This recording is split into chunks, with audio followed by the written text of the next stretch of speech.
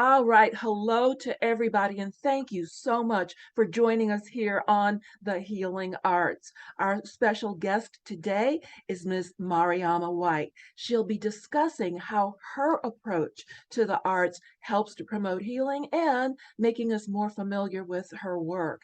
As you can tell, in the healing arts, our goal is to present to you the full range of tools, technique, artistic exposure that's available to you and to all, for all of us to heal our respective hurting.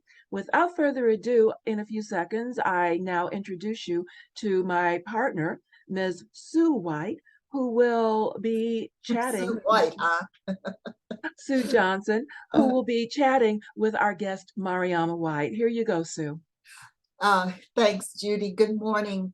Good day, everyone. I'm not sure what time we'll be showing this, but we are thrilled that we have captured Mariama White for our portion of the Healing Arts Project to show how, as Judy mentioned, things like theater and drama and music can help those dealing with mental health issues in addition to the medical interventions that are done. And we want to show how in non-clinical way, the performing arts can help people heal from their issues from loss, everything from depression and anxiety caused by loss of family, finances, relationships, employment, you name it. We all have issues.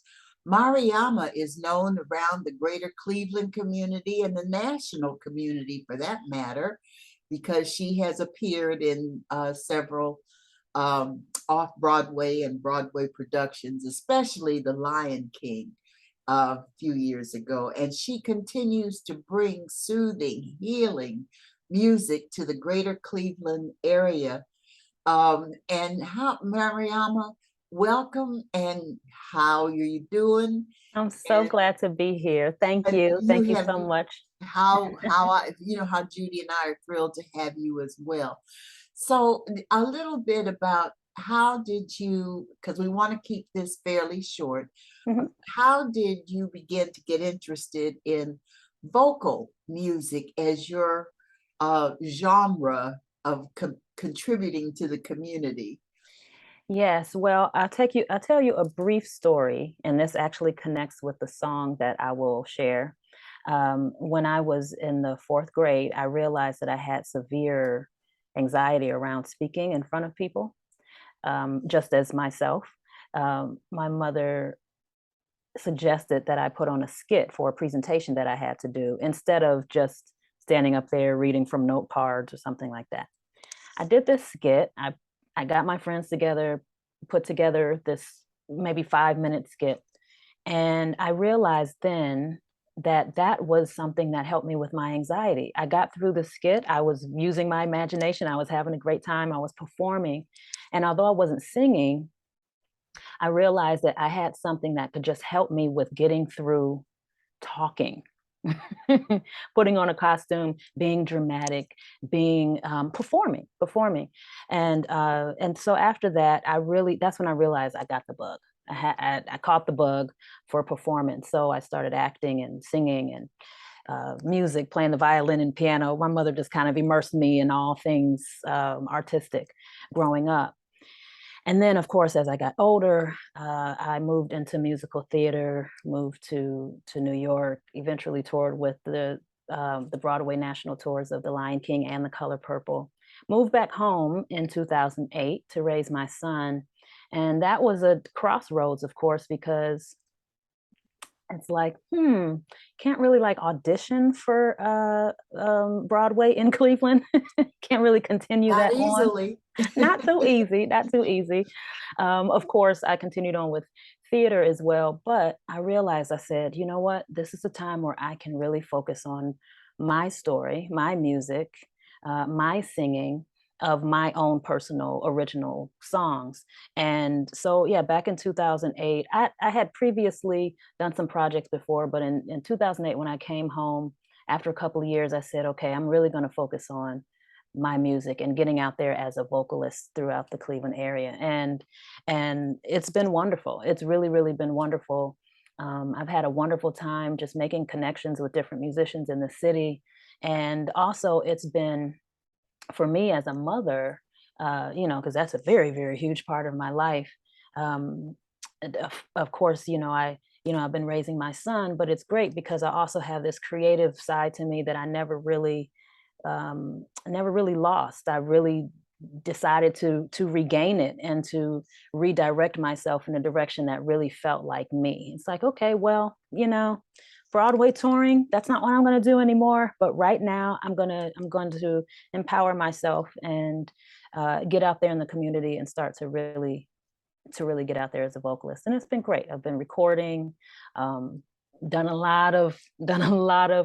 a lot of different music stages throughout the city, and of course done some musical theater as well. Yes, ma'am. Now, currently, are you appearing anywhere now or coming up soon, um, for your Well, performances?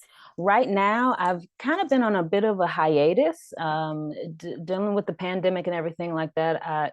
It was another crossroads moment where I'm restructuring life and career and everything like that. Every now and then, I will still make appearances and sing. What I've been doing actually is I'm continuing to write, though. I'm writing a lot of music all the time. I've been working on an album for a while. So once the album comes out, I will definitely be performing more. I just released a single a couple of weeks ago called I Really Like Myself with You. Yes. So the music has not stopped. It definitely has not stopped. So people can hear my voice, on all different platforms.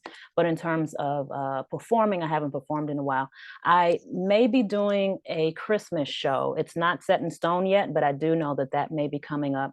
And just 2 days ago, I found out that I'm going to be doing a TED Talk. I could say now I'm a TEDx speaker. So that's going to be in Colorado. So I'm going to do a little singing in that, but that's mainly going to be a talk. So I'm kind of merging my music and speaking. That's what I'm kind of focusing on now. I noticed you said that the pandemic caused you or helped you decide to kind of restructure, rearrange your life. And that would be something that would be helpful to our viewers about using something like the pandemic in positive ways Yes. and about how not to let it throw us into deep, deep throes of anguish. But Mm. how did you approach, what made you decide, besides the pandemic, that, I need to spend some time figuring out what else I want to do? Well, firstly, the pandemic, of course, for everybody was when everything crashed, really, Yes, jobs and all that was such a low period for all of us. It took me a while to really get from out of a depression. I was actually doing a show at the time, and of course, just as you know, as a performer, sometimes you do a show, you have these moments, you're connecting with the cast, and then when the show is over, you're expecting the show to be over. And so yes, there's a little lull that you go through. There really is. But nobody knew we were going to go through a pandemic. So it was such a like, oh, for everybody, regardless of people in the show or whatever, it was very, very hard. What I ended up doing is realizing that, okay, life is going to be different now. yes, We thought at the time it was going to be this short-lived thing. This is what we're going to be. This is how life is going to be from here on out. Really learning how to deal in the in-person space and really deal in the virtual space almost equally. yes. So I have really taken advantage of opportunities, virtual opportunities, podcasts. I'm so fortunate to be able to be a guest on a lot of different podcasts now, which didn't happen before the pandemic. I'm doing a lot of virtual online workshops now too. Um, so the cool thing is I've been able to reach even more people because I'm not restricted to the Cleveland audience. But yeah, this moment has really opened my eyes to even a broader perspective of who I am. Ah, It really has. It really, really, really has. I have moved in different ways. Things that I've thought about even before in the past, before the pandemic, I'm really starting to focus on them now. And I feel that it was almost like a wake-up call. It's like, do what you really, really, really have always wanted to do. So Ah, one thing follow that your I've passion. yes, follow your Yes. passion. And I mean, I have so many passions, right? I have a lot of Mhm. different passions I love, but I also realize that sometimes what you may do for a season, or what people know you to do for a while, you may not do for the rest of your life. You may change. And so it's really exciting for me um, to to write songs, not just for an album. I'm starting to find different opportunities to write songs for TV and film. That's always been something that I've been interested in. I've been always interested in getting myself out there as a speaker as well. And so incorporating my speaking and my singing. So there are things that I'm doing now that I'm like, okay, yeah, I'm seizing this moment. And who knows what I'll be doing in 5 years, but for now, that's the focus. Yes, and I noticed you now that you are speaking, you overcoming that fourth grade, I think you said fourth grade, anxiety and your mom, and you created the skit to help overcome. And now you're leading workshops and public speaking. And Yes. did the arts help you get to that point Oh, where, yes. you feel more comfortable now presenting yourself in the speaking world? Most definitely. It's interesting. My path is so interesting. What I tell people is, as a performer, I had that was the safest way for me to communicate, I felt, when it came to talking in front of people. If I had a costume on or if I was singing, I did totally fine. Every now and then, in some situations, which I felt were more high pressure situations, like my academics, although I did well in my classes, I didn't necessarily feel the same amount of certainty Mhm. and joy that I did when I was on stage. Of course, you go to class, it's not necessarily like a creative space all the time. But what I realized is that what started off as this anxiety as a young girl um, became even more pronounced as I got older, only in these spaces. As I was moving up into AP and honors classes, I was one of a few Black students in a good majority of my classes. And those were the classes that I kind of hid and I stayed quiet. It wasn't that I didn't have a lot to say, because I did, but every now and then the anxiety would get to be so much where if I did speak, every now and then I would stutter. Sometimes I just wouldn't. Most of the time, I wouldn't speak because I would be embarrassed of the stutter, and it all stemmed from me just comparing myself to, they sound so much smarter than me, or am I going to be able to fluently speak? So Mhm. that was really, really tough. What I did in my sophomore year of college, I realized, because this really did bother me. It bothered me because I knew that I knew that I had dreams, and I knew that in order to reach my dreams, I had to be able to communicate as Mariama, not Yes. just as whoever I decide to play on stage. Uh-huh. And my sophomore year of college, I'm sorry, I decided to just really take action, and I went to the communications building, got speech therapy, really I had to find that connection because I felt so disconnected from myself, really, when I was in these spaces. I would just sit there and just listen to everybody talk, Mhm. and I just wouldn't speak up. And that did wonders for me going through that speech therapy. Interestingly enough, though, so much of what I learned in speech therapy is what I learned in performing. Of course. Very Breathing, similar. Yes. yeah, breathing, using your imagination, using your breath to continue phrases, all of these things. I just didn't, I couldn't find that connection. Once I took that therapy, that was what did it for me. And then I really became even more excited to perform and even take speech classes and voice and diction. And I was excited to actually be in spaces where I had to speak. Whether I messed up or flubbed or not, it didn't matter. By that time, I felt safe enough. I found my own safety to be able to go in any space and perform or not, in costume or not. Yeah. And now, having gone through those experiences, and which many people wish they could, or they have similar experiences.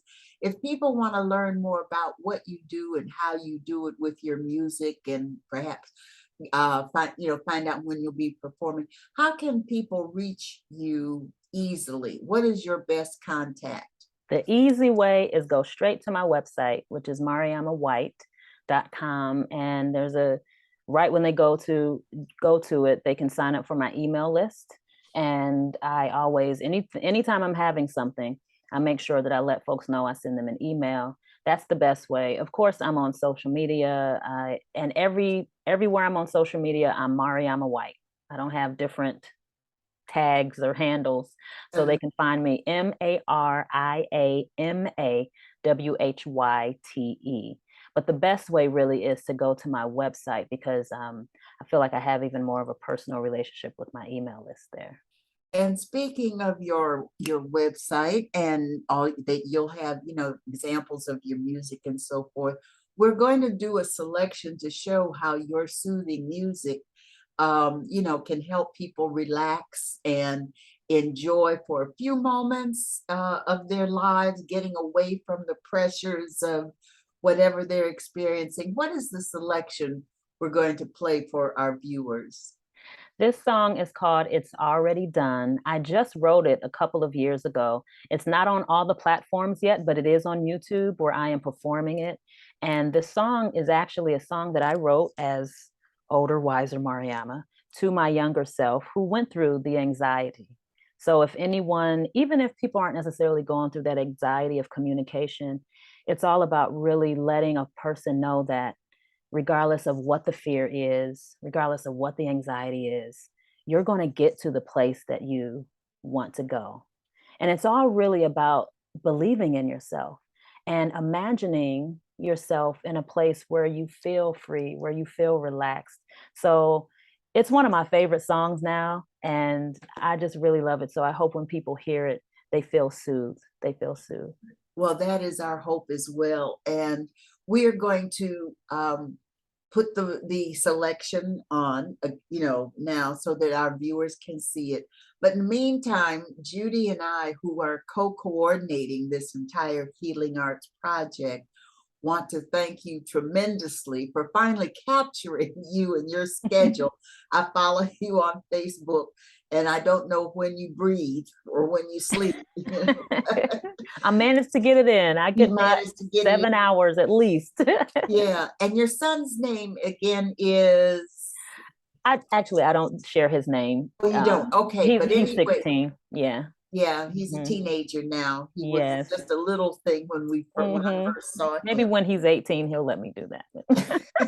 Yeah, we have to recognize family wishes in the work that we do. So anyway, want to bless you. Thank you for being of such a service to the community with your healing, soothing music. Thank you. Ballads, jazz oriented, not so much, and Broadway tunes. Good heavens, by you being in both The Lion King and The Color Purple, I hope our viewers have seen either one or both in the past, because they were magnificent. But I had such a great time in those shows. Yes, and now you're home bringing the joy and the beauty to Cleveland through your music. So Judy, do you have any closing remarks before we let our audience hear this selection by Mariama? No, I just want to express thanks to Mariama for joining us, for sharing so graciously of her journey. And I particularly am impressed with your courage as a college student in making that decision. I'm going to get out of this. I'm going to do this, this, and this in order to grow myself. And I thank the Holy Spirit for blessing you and making so successful. So at this point, friends, thank you for joining us here on the Healing Arts. Please come back for our next podcast. And on behalf of my partner, Sue Johnson, and our guest, Mariama Whyte, we thank you for joining us today. Bye-bye, everybody. And be sure to listen to this beautiful song. Thank you. God bless you, kid. Yeah.